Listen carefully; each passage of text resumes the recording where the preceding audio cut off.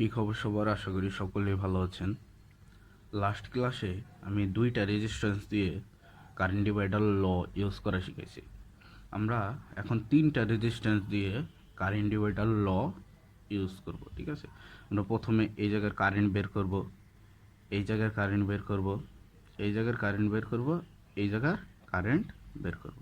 ঠিক আছে, তাহলে এই জায়গায় খেয়াল করা যাক, আমাদের রেজিস্টার এই দুইটা কি ওহমে দেওয়া আছে না, আর এই দুইটা কি কিলো হোমে দেওয়া আছে না। আমরা হয় রেজিস্ট্যান্স কিলো হোমে নেব, নয় ওহমে নেব। ঠিক আছে, যেহেতু দুইটা আমার ওহমে আছে, এটাকে যদি আমরা ওহমে নেই তাহলে আমাদের সুবিধা হয়। ঠিক আছে, তাহলে এটাকে ওহমে নেব কিভাবে? যদি এটাকে আমরা 0.004 1000 দ্বারা ভাগ করে দিই তাহলে আমাদের ওহমে চলে আসবে, তাহলে হবে কত? 4 ওহম।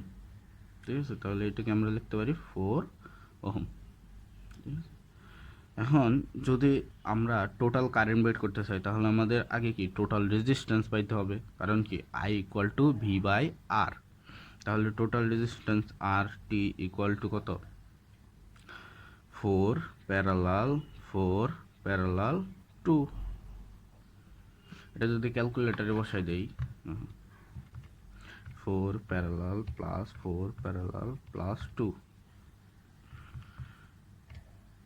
1, তাহলে আমাদের রেজিস্ট্যান্স কত হচ্ছে? 1 ওহম। এখন কিন্তু আমরা কারেন্ট পেয়ে যাব কিভাবে? I equal to V by R. V কত? ভোল্টেজ 10 আর রেজিস্ট্যান্স 1, তাহলে কারেন্ট কত? 10 অ্যাম্পিয়ার। তাহলে আমরা টোটাল কারেন্ট পেয়ে যাচ্ছি। এখন আই ওয়ান পাবো না? পাবো। আই ওয়ান কীভাবে পাবো? তাহলে লিখি I one equal to total current কত? 10 ইন্টু এইটা হইলে এটা বিপরীত শাখা কত? 4 প্যারালাল 4, 4 প্যারালাল 4, নিচ শাখা কত? 2 প্লাস বিপরীত শাখা কত? 4 প্যারালাল 4। তাহলে কত আসে দেখি?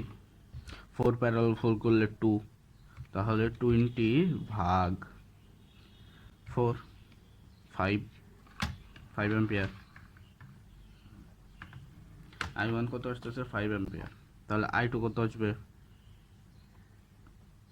I two equal to total current into, যদি আই টু আমার নিচ শাখা হয় তাহলে বিপরীত শাখা কত?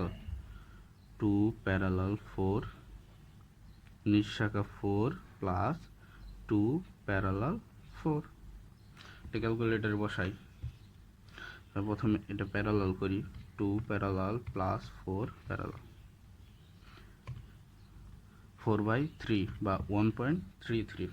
তাহলে 10 ইন্টু 1.33 ভাগ 4 প্লাস 1.33, 2.49। তাহলে আমরা 2.49 না লিখে আমরা 2.50 লিখতে পারবো।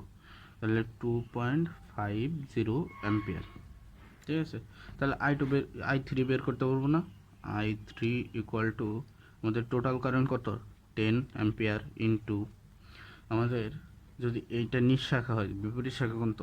2 প্যারালাল 4, নিচ শাখা 4 প্লাস বিপরীত শাখা 2 প্যারালাল 4।